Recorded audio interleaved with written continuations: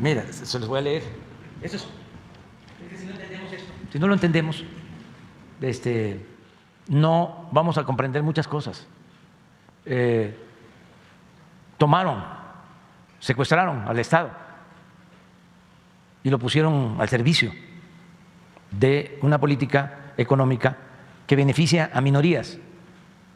Esto obedeció en buena medida a los compromisos que se hacían con gobiernos y con organismos financieros internacionales.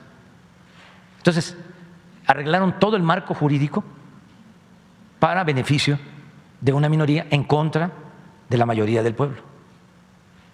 Miren, en mayo del 89, al inicio del gobierno de Salinas, el PRI y el PAN avalaron el Plan Nacional de Desarrollo, los dos, 1989-1994, que permitió la venta de importantes empresas públicas al sector privado. Entonces fue una acción conjunta. El 27 de junio de 1990, el PRI y el PAN reformaron el artículo 28 constitucional para entregar bancos que eran propiedad de la nación, eliminando de la Constitución el párrafo que reservaba al Estado la prestación del servicio público de banca y crédito. Estamos hablando de reformas constitucionales.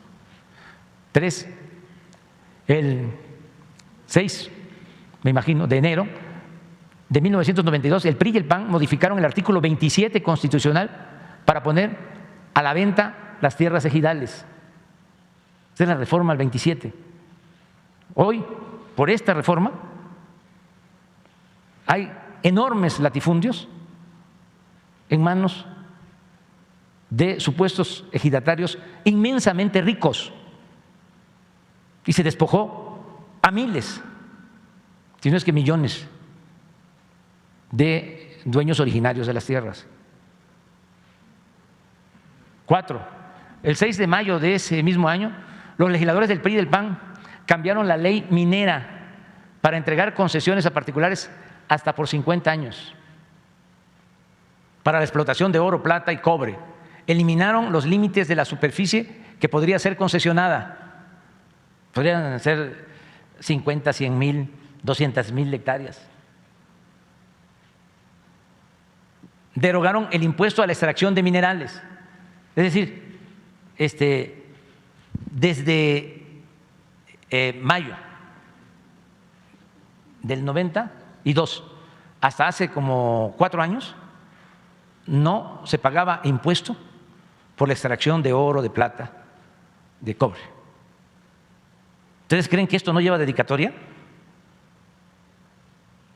¿Eran auténticos representantes populares los legisladores?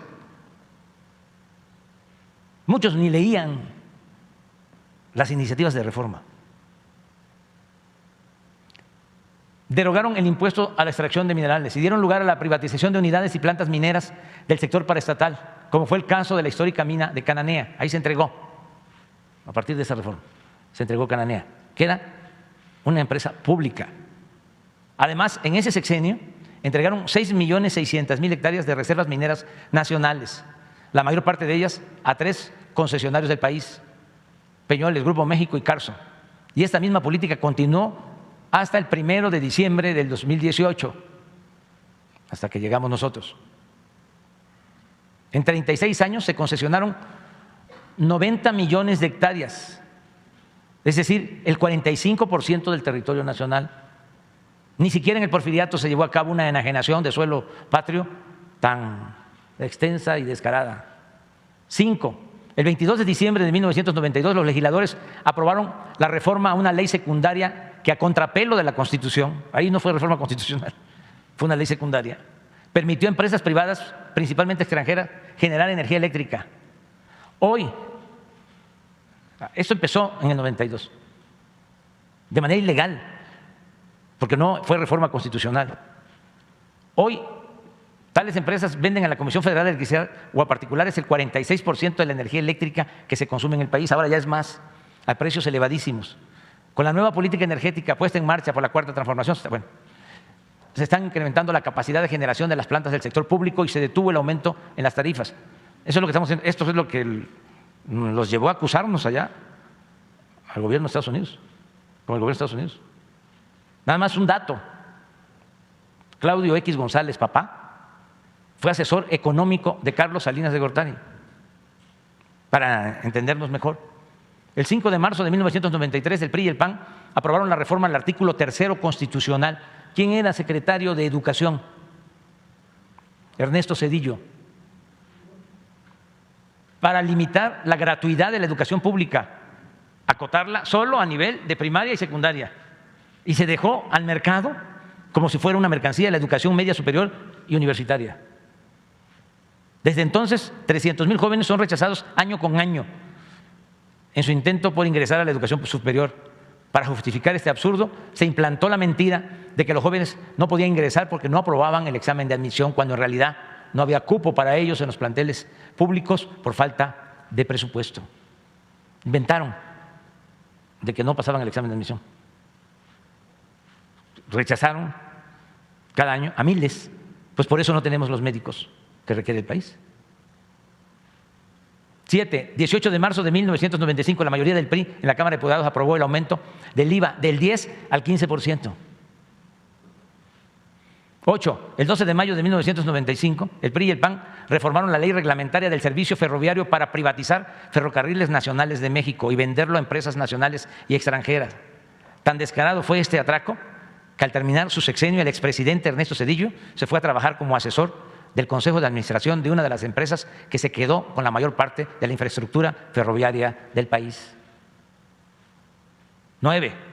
El 23 de mayo de 1996, el PRI y el PAN aprobaron la ley de los sistemas de ahorro para el retiro, AFORES, los cuales fueron entregados de esa forma a operadoras financieras privadas nacionales y extranjeras. Las administradoras de fondos para el retiro, AFORES, y con ellos la administración sin transparencia, con altos costos por la operación y baja rentabilidad para los derechohabientes. Esto ya lo remediamos, si no del todo. Ya bajamos el costo de operación. Se pagaba más que en Argentina, que en Chile, que en Colombia, que en Estados Unidos. Y se hizo una reforma ya en nuestro gobierno para que se cobren menos, se llaman comisiones, ¿sí? Y les quede más a los trabajadores. En su primera etapa, las AFORES llegaron a cobrar 3 comisiones distintas: sobre el saldo en la cuenta, sobre los depósitos y sobre los rendimientos. Ahora al menos hemos garantizado a los asalariados el manejo seguro de esos fondos conforme con sus ahorros, conformados por sus ahorros, y además bajamos la comisión. 10, este es histórico. El 12 de diciembre, ni la burla perdonan, diputados del PRI y del PAN aprobaron el FOBAPROA, 12 de diciembre de 1998, que convirtió las deudas privadas de unos cuantos empresarios y banqueros en deuda pública. En la actualidad, esto es hasta el 31 de diciembre del 2018, esta deuda rebasó el 1.200.000 millones de pesos, y de 1995 a la fecha se han destinado solo para pagar intereses más de 800.000 millones de pesos del presupuesto nacional, cuando esos recursos públicos debieron utilizarse para impulsar actividades productivas, crear empleos y promover el bienestar del pueblo. 11. El 8 de diciembre de 2005, ya durante el foxismo, el PRI y el PAN reformaron la ley de impuestos sobre la renta para conceder a las grandes corporaciones económicas y financieras el privilegio de diferir el pago de impuestos hasta por el 100% de sus contribuciones. Una vez consumado el fraude electoral de 2006, el 22 de marzo de 2007, el PRI y el PAN modificaron la ley del ISSSTE y entregaron las pensiones a los trabajadores al servicio del Estado a los intereses de banqueros. Con ello los trabajadores pagarán más por sus pensiones, al final recibirán menos. 12. El 13 de septiembre de 2007, los mismos legisladores del PRI y del PAN aprobaron un paquete fiscal que incluyó la creación del impuesto empresarial a tasa única y el impuesto del 2% por depósito en efectivo, que más tarde aumentaron al 3%. Esto fue derogado posteriormente. 13. El 24 de octubre de 2008 aprobaron la Ley de Petróleos Mexicanos para dar lugar al otorgamiento de contratos incentivados, así les llaman, a empresas privadas nacionales y extranjeras para la explotación de petróleo exclusiva y hasta por 25 años mediante la asignación de áreas o bloques del territorio. Por cierto, la Suprema Corte convalidó esa reforma y rechazó una controversia constitucional presentada por 5 presidentes municipales alegando que carecen de interés jurídico en el tema. También resolvió improcedente un juicio de inconstitucionalidad interpuesto por legisladores progresistas. Siguiendo la cronología de la ignominia, recordemos que mediante un acuerdo político entre Calderón y Peña Nieto, el 20 de octubre de 2009, los diputados del PRI y del PAN aprobaron la ley de ingresos en la que aumentaron el IVA del 15 al 16%, incrementando también el impuesto sobre la renta del 28 al 30% y autorizaron los aumentos mensuales a las gasolinas, el diésel, el gas y la electricidad. 14. El 2 de diciembre de 2012, al día siguiente de haber tomado posesión de la presidencia, Enrique Peña Nieto firmó con los partidos PAN, PRI y PRD el llamado Pacto por México, en el cual se acordó profundizar en las privatizaciones del sector energético, la educación, la seguridad social y las comunicaciones, así como reformar leyes fiscales, laborales y hacendarias, todo en beneficio de la clase dominante del país y de los intereses extranjeros. Poco antes, el 30 de noviembre de 2012, diputados y senadores del PRI y del PAN aprobaron la reforma laboral que eliminó derechos históricos a los trabajadores al permitir subcontratación, el pago por horas y sin prestaciones sociales. Todo esto está en la Constitución, algunas cosas ya las hemos ido quitando. 15. El 13 de diciembre de 2012 la Cámara de Diputados aprobó la mal llamada reforma educativa que tenía como consigna someter al magisterio y avanzar en la privatización de la enseñanza. La mayoría de los senadores votó a favor de la modificación constitucional el 20 de diciembre de 2012. A partir de este momento comenzó una campaña de desprestigio, criminalización y persecución sin precedentes en la historia contra el magisterio.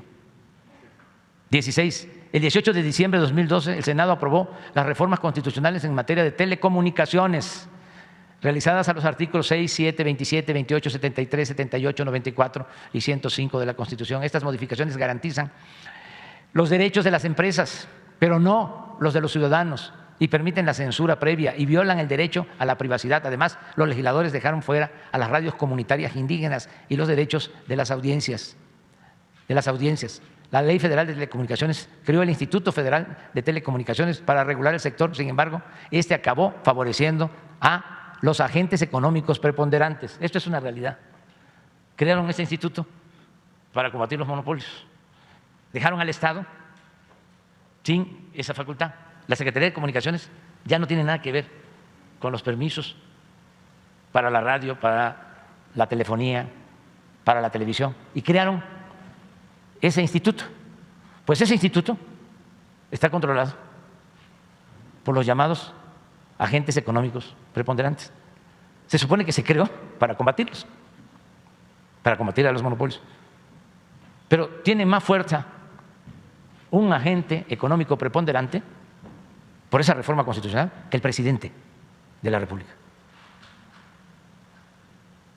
Eso es para que tengamos en cuenta lo que significaron estas reformas constitucionales. Por ejemplo, no podemos nosotros tener